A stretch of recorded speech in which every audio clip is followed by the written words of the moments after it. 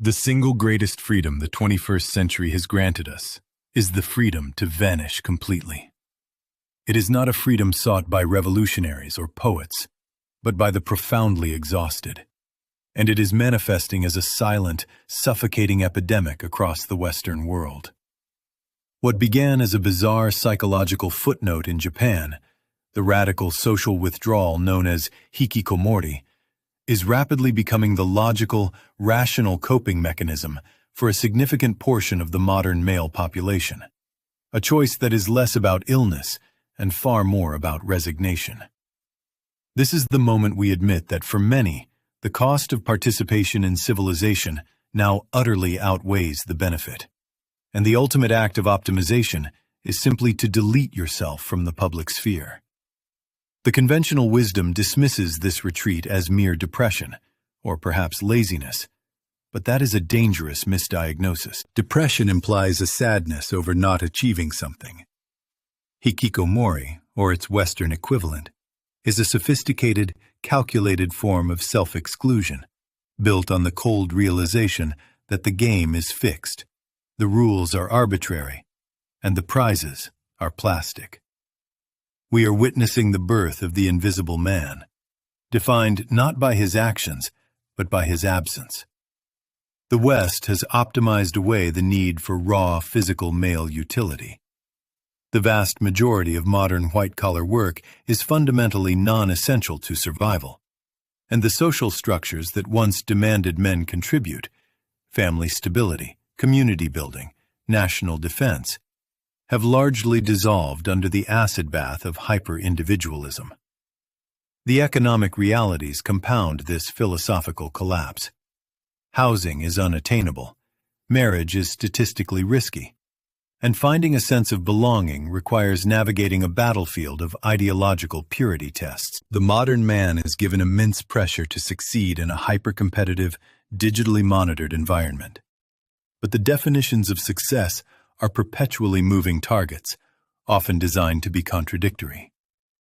If you are exhausted by the constant demand for performative happiness and the shallow promise of endless progress, if you suspect that the answers being offered are fundamentally flawed, you might be ready for a deeper truth. If you want to understand the dark algorithms governing this decline, then hit that subscribe button now, because we are diving far past the motivational slogans and into the core psychological circuitry of why men are choosing the void. When the required effort to achieve a meaningful traditional life exceeds the inherent value that life offers, withdrawal is not a pathology. It is an efficient resource allocation. Why endure the anxiety of dating when infinite curated intimacy is available immediately, risk-free, on a screen? Why struggle to build a career that barely pays the rent when the deepest achievements, the leveling up, the community belonging, the sense of competence, are perfectly simulated in the digital cosmos? The room becomes the ultimate defense mechanism, a controlled environment where the laws of physics and social anxiety are overruled by the user's preferences. The outside world is messy, contradictory, and deeply demanding. The inside world is clean, predictable, and immediately rewarding. This is not about lacking social skills. It's about recognizing the psychological economics of risk versus reward. The Hikikomori simply refuses to buy into a market he knows is oversaturated and overpriced. Look at the cultural shift. The role of the father, the protector, the builder. These archetypes have been replaced by the consumer, the manager, and critically, the avoider. When the cultural script for manhood is erased and replaced only by critique and impossible standards, millions of men are finding themselves in a state of existential freefall. They look for anchors and find none in the political sphere, the media, or the established spiritual paths. What remains is a solitary, flickering screen, a window into a world that is not real, but feels more honest than the one outside their door. This self-imposed exile is powered by the seamless perfection of the internet. The digital ecosystem is so comprehensive, so tailored to the user's specific dopamine receptors, that it functions as a perfect replacement matrix. We used to speak of escapism as a brief diversion. Now, it is a sustainable, full-time existence. You can work, shop, socialize, compete, learn, and love without ever having to tolerate the inconvenience of shared space, body odor, or genuine consequence. The digital shell is frictionless. The real world is friction. When a society mandates maximum output but minimizes meaningful reward, friction becomes the enemy. And the most effective strategy is minimizing contact with reality itself.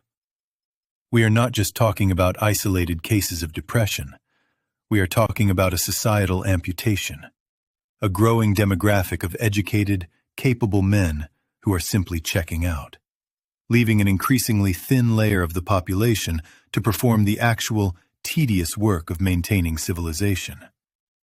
This is the silent revolution of nullity, and it is happening right now, in the basements and bedrooms of the Western world. The suffering inherent in this withdrawal is not merely loneliness. It is the corrosive psychological residue of preserving immaculate potential.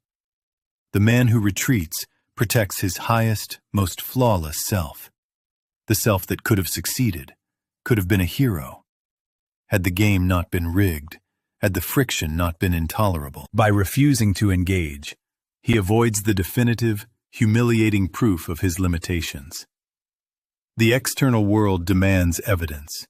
The internal world, protected by the digital shell, requires only belief.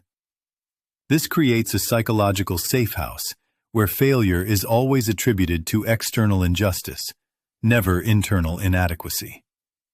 This is the great illusion, believing that competence is retained by avoiding competence tests. It's a defensive grandiosity, a brittle, existential shield forged from the refusal to be tested. But this defense comes at a crippling cost. The soul requires friction for hardening. The ego needs victory, not just potential. When the self is deliberately starved of genuine consequential experience, it begins to rot from the inside out, consumed by the inertia of the unmanifested self. The longer you wait for the perfect moment to emerge, the more terrifying the gap becomes between the imagined hero and the sedentary, unchallenging reality of the bedroom floor. We must understand this choice through a purely psychoeconomic calculation. The social market demands vulnerability, exposure to judgment, and the risk of catastrophic public failure, the potential loss of reputation, wealth, or access. For many, especially those highly sensitive or acutely aware of societal contradictions, this cost far outweighs the perceived gains of modern participation. A job that feels pointless, a relationship that feels transactional, or the effort required to navigate increasingly complex and unforgiving social scripts. They are suffering from chronic existential shame, not rooted in a specific remediable failure, but in the generalized feeling of being a disappointment to a system they never agreed to join. This shame is the silent killer, whispering that the safer choice is always the smaller, more concealed life. If you find these concepts challenging or unsettling, if you feel a deep tension between the superficial world you inhabit and the uncomfortable truth you suspect is operating beneath the surface, then you understand exactly why we need to keep pushing these analytical boundaries. Hit the subscribe button now, because this channel is built specifically to explore the tectonic shifts beneath polite society. And you cannot afford to miss the next analysis of this silent collapse. This withdrawal is not a personal moral failure, but a logical endpoint of hyper-individualized late-stage capitalism, where meaning is outsourced and validation is ruthlessly commodified. The psychological structure of the modern man is simply incompatible with the demands placed upon it.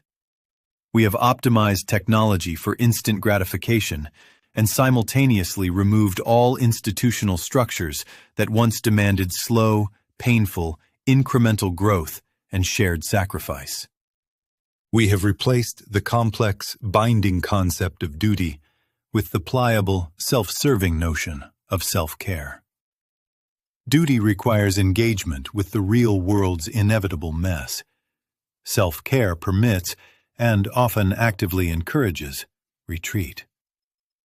The tragedy is that while the digital world provides immediate comfort and total autonomy, it fatally undermines the foundational human need for earned resilience. Resilience is built only in the gap between expectation and reality, the very friction they are working so diligently to eliminate. By eliminating consequence, they eliminate growth, creating a cohort of emotionally stunted, yet often intellectually sharp, ghost citizens haunting the digital landscape. The suffering is the slow realization that while they have successfully avoided failure, they have simultaneously forfeited the possibility of true success, forever marooned in the lukewarm safety of their private fortress, guarding a potential that will never be redeemed. The most insidious psychological wound is the self-knowledge that the avoidance was a tactical victory, but an existential defeat. The insidious nature of this failure is its ability to masquerade as success. Look closely at the intellectual and professional class that now dominates public life. They are experts in diagnostic language, but utterly bankrupt in constructive action. The ghost citizenship we discussed earlier is merely the inner retreat. The outer manifestation is the rise of the frictionless critique machine. This is where the most acute modern suffering is weaponized. Highly intelligent people, paralyzed by the fear of consequence, who convert their immense potential energy into toxic critical mass aimed squarely at anyone who dares to engage with the messy, unpredictable reality of creation. They have achieved perfect intellectual hygiene. They can dissect the flaws of any system, political, economic, or social, with linguistic brilliance and academic rigor. Yet they remain fundamentally inert. Their expertise is derived not from risking and repairing, but from safe, retrospective analysis. They possess the map, but refuse to touch the territory. Consider the modern intellectual landscape, choked by an endless, high-stakes discourse. This is the perfect practical demonstration of the psychological trap.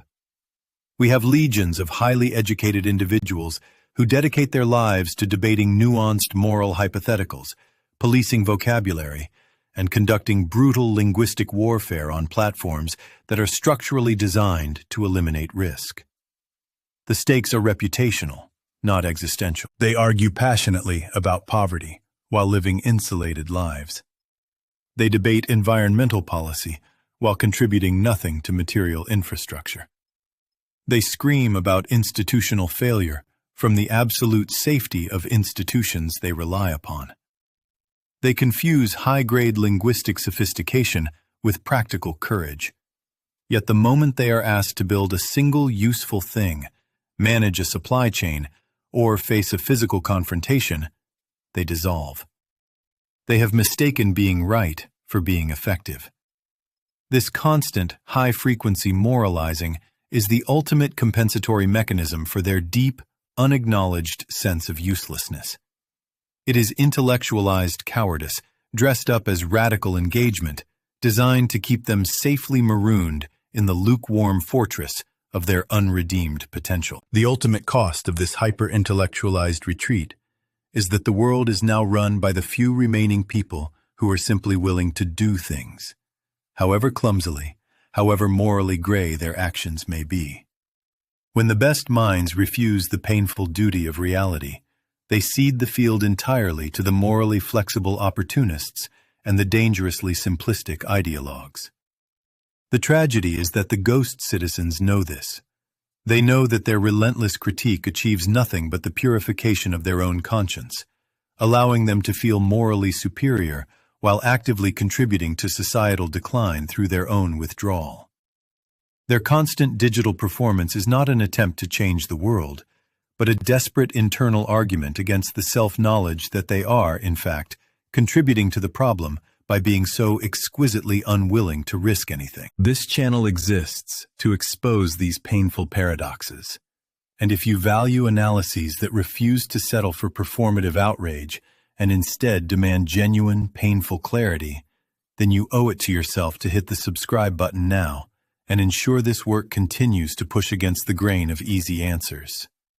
This psychological wound, the self-knowledge that critique is not contribution, pushes the ghost citizen deeper into the safe, simulated world. When real-world engagement is too taxing, too messy, and too threatening to the carefully constructed self-image, the only path left is to deepen the illusion. The digital realm offers a lethal narcotic far more potent than mere entertainment. It offers total, personalized control over the external narrative. It allows the individual to construct an algorithmically perfected reality, where their opinions are perpetually validated, their moral grievances are continuously affirmed, and all sources of friction or opposition can be silenced, blocked, or algorithmically filtered out. This is not just a preference for convenience. It is a profound philosophical surrender to the soft totalitarianism of comfort. The modern man doesn't crave freedom as much as he craves predictability, and the digital fortress delivers predictability in exchange for his soul. He has traded the difficult, messy reality of being a consequential participant for the effortless, sterile simulation of being a perpetually correct observer. The ghost citizen becomes a digital deity in his own isolated universe. But the price of his omnipotence is absolute irrelevance in the world he abandoned. There is no greater lie perpetuated by this new cohort of ghost citizens than the sacred illusion of staying informed. We are told that knowledge is power, that constant exposure to global injustice is a moral imperative, and that the successful curation of a highly refined, politically sophisticated newsfeed constitutes genuine civic participation. This is not wisdom. It is an exquisitely crafted opiate designed to maximize paralysis. Information, when consumed purely for consumption's sake, is not power. It is a weight. It is the perfect, ready-made excuse to withdraw further, because the more headlines you read, the more complex, intractable, and horrifying the global situation appears, making the prospect of any meaningful individual action seem ludicrously small and futile. We have mistaken the accumulation of awareness for the performance of duty. The ghost citizen loves complexity, because simplicity demands a choice, and the choice demands risk. If the problem is overwhelmingly, impossibly massive, a Gordian knot of economic, environmental, and political failure, then one is morally exonerated from having to attempt to cut it. This intellectual fraud allows the perpetually informed observer to adopt the posture of a tragic, enlightened Cassandra, powerless to act, yet morally superior for having seen the coming collapse so clearly. They become connoisseurs of catastrophe, judging the quality of global suffering with the detached eye of an art critic, convinced that their deep understanding of the problem's origins is equivalent to having struggled against them. This is the subtle totalitarianism of the intellect, using the vastness of the world's problems as an excuse to perfectly shrink one's own sphere of meaningful effort to zero. The truth is often ugly and requires analysis that strips away these comforting psychological defenses, revealing the uncomfortable intersection where personal weakness meets cultural enablement. If you find value in the kind of deep, unforgiving analysis that refuses to let the ghost citizen hide behind the shield of performative knowledge, and instead insists on tearing down these carefully constructed mental fortresses, then subscribing now is the clearest way to ensure this difficult, uncompromising work continues to reach those willing to confront uncomfortable truths. This is exactly why the modern intellectual debate has devolved into a kind of microscopic linguistic warfare.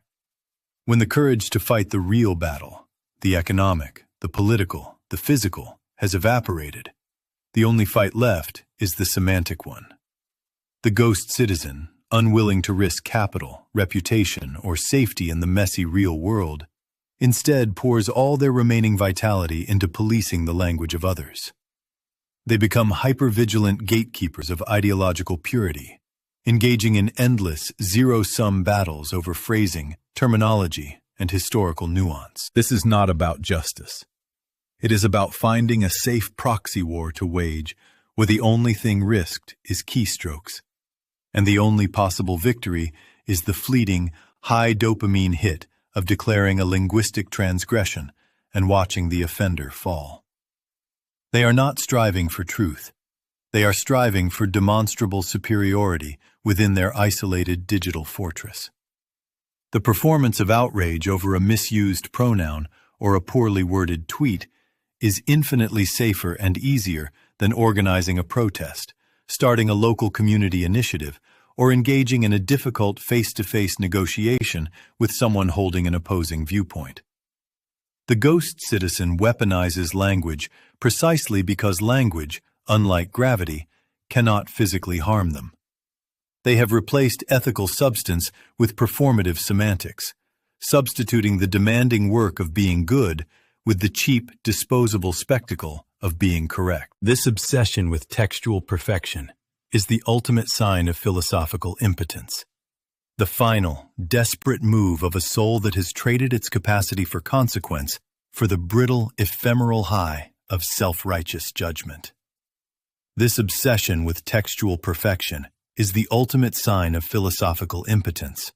The final, desperate move of a soul that has traded its capacity for consequence for the brittle, ephemeral high of self-righteous judgment.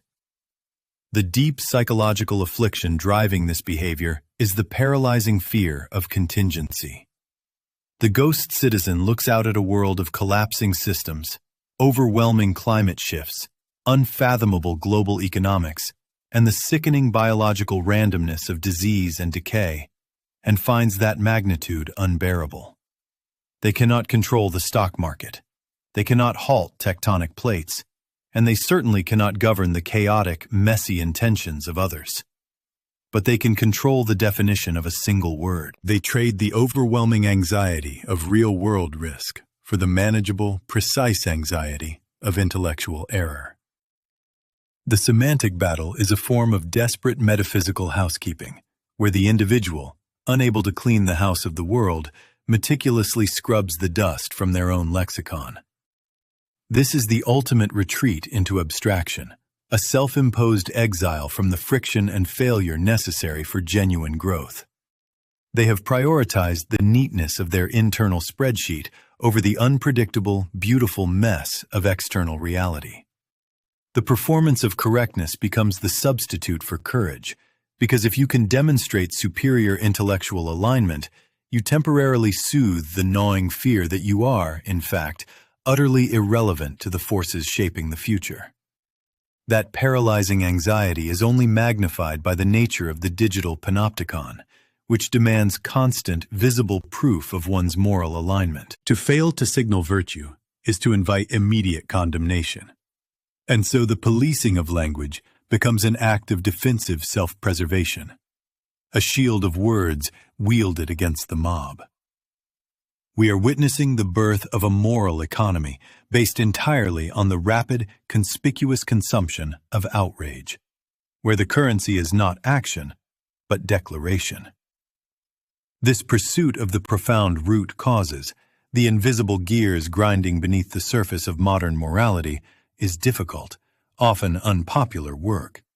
And if you find yourself valuing this deep dive into the underlying psychological structure that drives our societal neuroses, I urge you to subscribe now.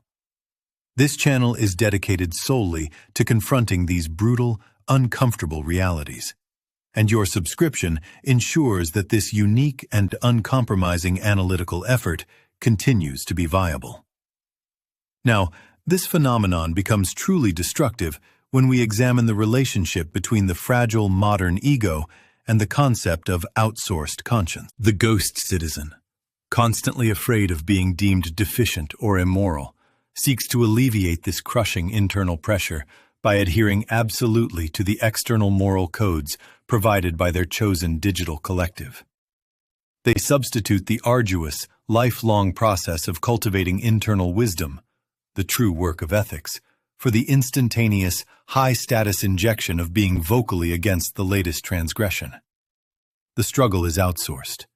Why bother wrestling with complex dilemmas like poverty, war, or personal deceit when you can achieve moral absolution simply by condemning the insufficient phrasing of someone you don't know? Their moral compass points not north, toward universal principles, but perpetually outward, toward the trending outrage cycle. They are not seeking to become better people. They are seeking continuous, immediate certification of their goodness from their peers. This is why the arguments are never about resolution, but about demonstration. Resolution would end the performance, and the performance is the sole source of their meaning. To stop fighting the semantic war is to lose their identity, because they have confused the act of moral judgment with the actual substance of moral character. They are trapped in a self-reinforcing loop where their own profound sense of inadequacy demands ever more spectacular, ever more nuanced displays of their own ideological purity, until they become completely consumed by the brittle, suffocating requirement of being perpetually, visibly correct. This intellectual poison manifests concretely as purity theater, the belief that eliminating linguistic imperfection is equivalent to solving systemic evil.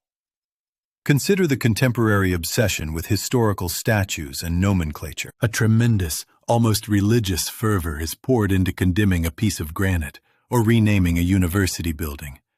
Actions that provide an immediate, satisfying moral hit without requiring the protagonist to engage in the grinding, unglamorous labor of improving current social infrastructure, mentoring a child, or volunteering in a shelter. The internal calculus is seductive. By successfully leveraging collective outrage to erase a perceived historical transgression, a dead sin, the ghost citizen feels profoundly cleansed and ethically validated in the present moment.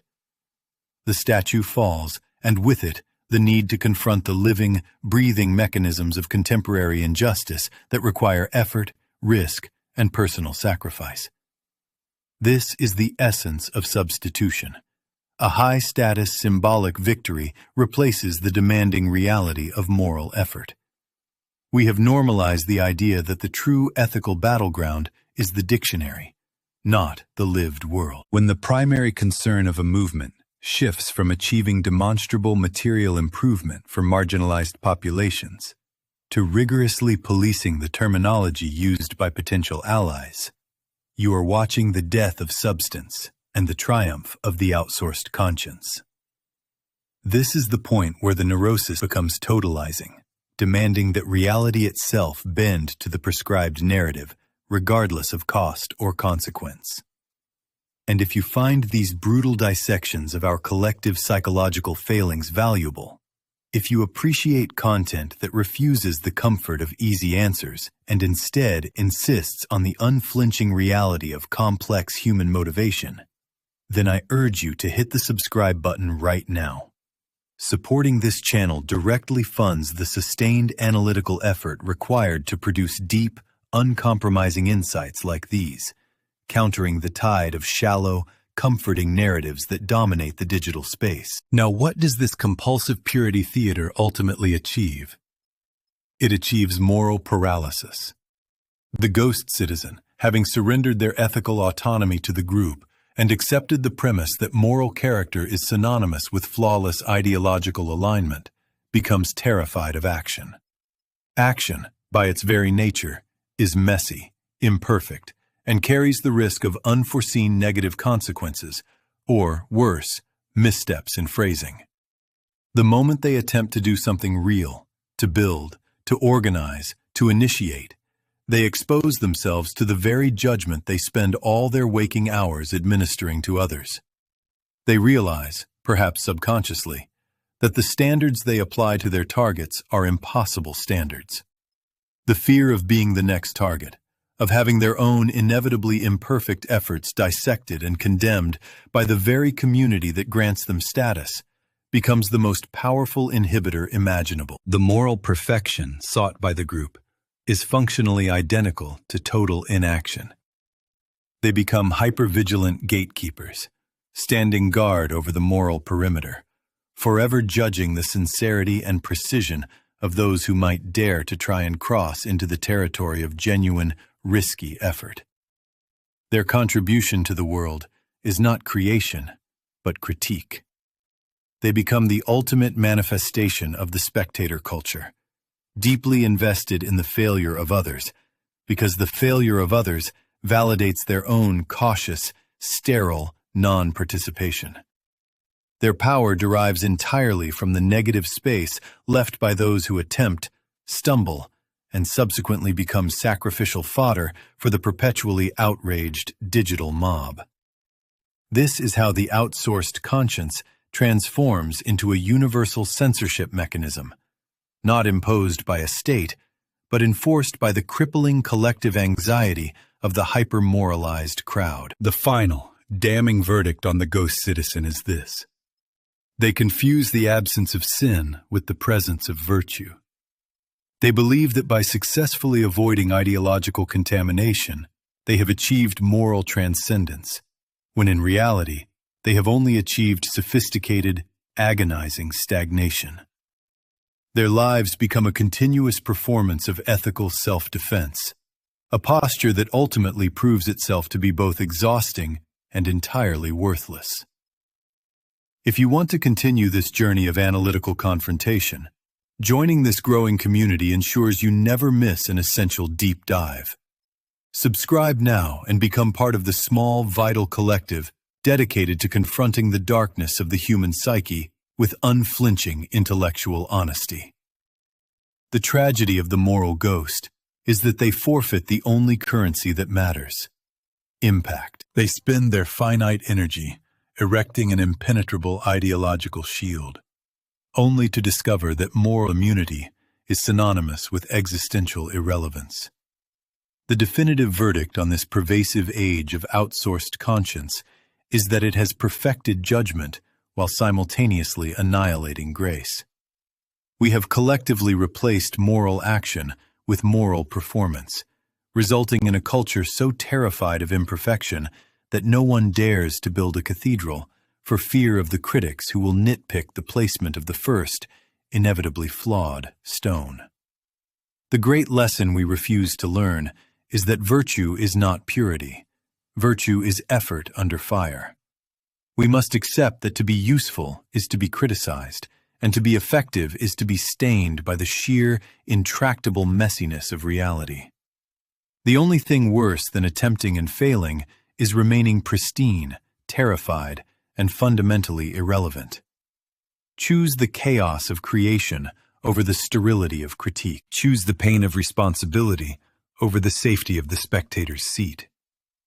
True morality is found in the willingness to be wrong in pursuit of the greater good, to bear the weight of necessary failure, and to reject the seductive lie that the absence of struggle is a sign of transcendence.